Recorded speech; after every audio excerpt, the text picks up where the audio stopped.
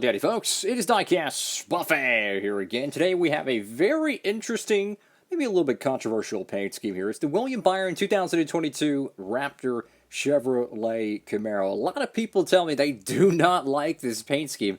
And I gotta be honest with you, I really don't know why.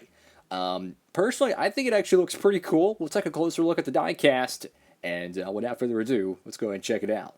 Alrighty, folks, around the good old box and check out this paint scheme. Dude, this is a cool looking race car, man. Like, the whole thing has this, like, kind of a Raptor skin, if you will, texture. You have some claw marks, you have eye marks. I mean, this is a pretty cool looking paint scheme, guys. Let's go ahead and dive into it. Of course, pick this one up from our friends over there at Circle B Diecast. You can too, and you can save on shipping, guys, with that promo code Diecastbuffet. And they also have the Martinsville race to win version of this paint scheme. We'll be checking that one out down the road as well. So let's go ahead and dive into it, fellas. So you got the Chevrolet logo right there. You got Byron, you got Raptor. You have the claw mark, which is really cool because for the newer fans out there, back in the late 90s, Jurassic Park actually sponsored Jeff Gordon's 24 car. So seeing kind of a dinosaur, Raptor kind of, inspired livery is pretty cool. So you go over the front of the car here, you have like this very, very nice, kind of a sublime green trim, if you will, around the headlights and around the, I guess you'd call them the side vents, the canards, if you will. It looks really, really cool. I do wish it was kind of like a fluorescent green, though. I think that would look a lot better because it is not fluorescent. It is pretty bright on camera, but not super bright off camera. It's definitely a kind of Gogurt Shrek green, if you will. We got Hendrick Motorsports right there. You got Sunoco, go to the left side of the diecast. Now, my biggest complaint with this paint scheme is the logo placement here, guys. I love how they have like the little Raptor eye right here, but I feel like they could have done that a little bit differently. What I would have loved to see, and I think a lot of people might have liked the paint scheme more if they would have, is did what they did on the Chase Elliott or the HendrickCars.com paint schemes, or Chase A-Shock Energy paint scheme, where you have the logo kind of go across the side panel here, as, an example, like the Daniel Suarez Tootsie's car, how it goes on the side panel there from the door all the way to the rear, fuel cell.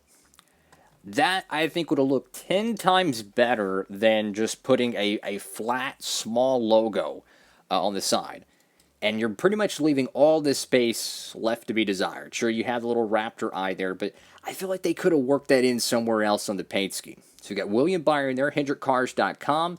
Valvoline, you get, the Race Win sticker, which I think this paint scheme is based off of his... Wait, how does that make any sense? If he has a Race Win sticker, guys, that was from Martinsville.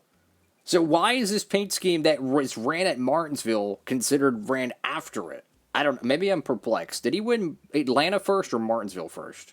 Maybe that's what it is. Maybe he won Atlanta first. Guys, I'm tripping.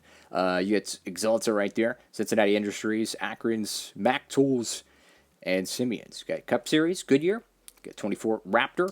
Go to the back end of the car. I like this little white lettering. It's pretty cool. On the sides, you have kind of that sublime green. Go to the back, you have that white lettering.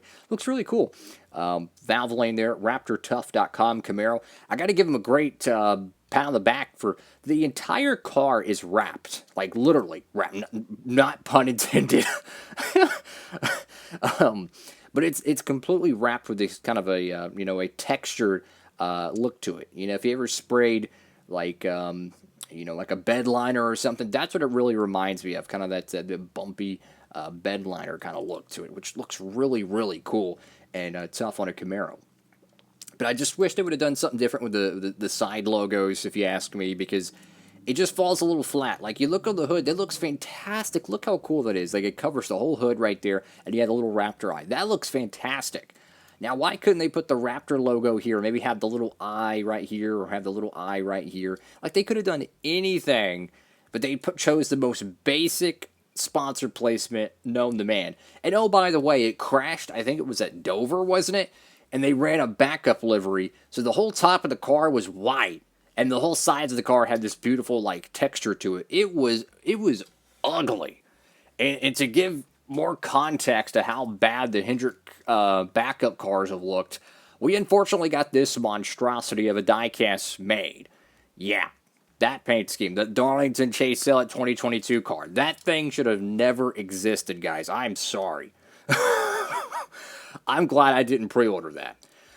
Or pre-order it before it made MOQ. I'm a Chase Ellie fan. I got to get it, right? But, I mean, they could have made any paint scheme but that. But that's a story for a different day. So you got a large 24 on the roof, which looks really, really good. I just love the texture to this car, man. Especially when you get it in the studio lights and you look at it off camera and you see all the little pixels and stuff. It just looks really, really clean. You got Raptor there, Raptor again on the deck lid. And, this is definitely a missed opportunity paint scheme. If I could redo this car, no doubt about it, I would make the green a little bit brighter, right? Maybe a little bit of a fluorescent. I think that would pop really, really well, especially around the front here. And I would make the Raptor logo go across the whole side. I think that would have looked really, really cool. So in my honest opinion, this is a missed opportunity of a paint scheme. But it is cool, though, that he did win Martinsville in this wrap. Pun intended on that one, guys. So anyways, what do y'all think about this car? Make sure to comment down below. We got plenty more diecasts in studio to review. So many next-gen cars rolling in. And oh, by the way, the first ever 2023 diecast is already out. Chris Buescher's 2023 Ford Mustang is available over there at Circuit Diecast. It's still in stock. We have the Body Armor Edge Blaney Mustang, Corey LaJoy with the 777 Darlington throwback, beautiful paint scheme. So many great diecasts we'll be reviewing here in the studio, so make sure to stay tuned for that, fellas. That is all for now. Like, comment, and subscribe. Diecast Buffet, signing off.